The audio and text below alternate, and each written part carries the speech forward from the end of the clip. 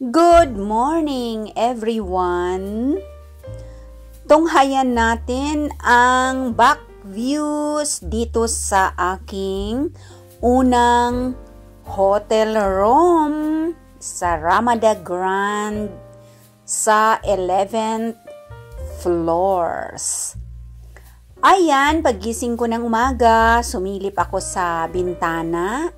So, ayan ang views dito sa aking bintana.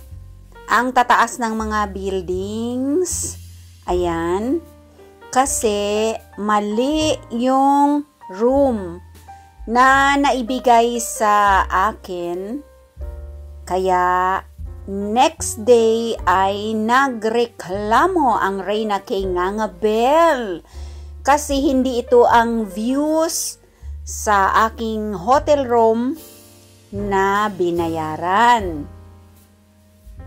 Kaya the next day ay pinalitan ang aking room at ako ay napunta sa 19th floors na ang views ay swimming pool at sports complex.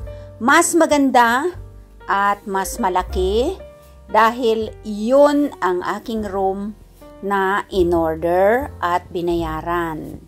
So dito, alas 5 ng umaga ito, nang napadungaw ang Reyna kay Ngangabel sa bintana. So ayan, busy-busy na ang mga cleaners ng mga karsada. Medyo foggy at parang makulimlim ang umagang ito. So, napapansin ko dito sa Hong Kong, ang mga nag-sweep ng mga karsada ay mga tanders na. Mga guranger na sila. Kasi nga, para wala silang maraming unemployed na mga tao, ang mga gurangers ay may pakinabang pa. So, halos lahat ng nakikita ko sa umagang kay ganda, kahit maglakad ako sa park, ang mga nagwawalis ay mga tanders na sila. Nang sa ganon, may pakinabang pa sila, o diba, bongga. Yan, napakataas, 11th floor, itong unang room.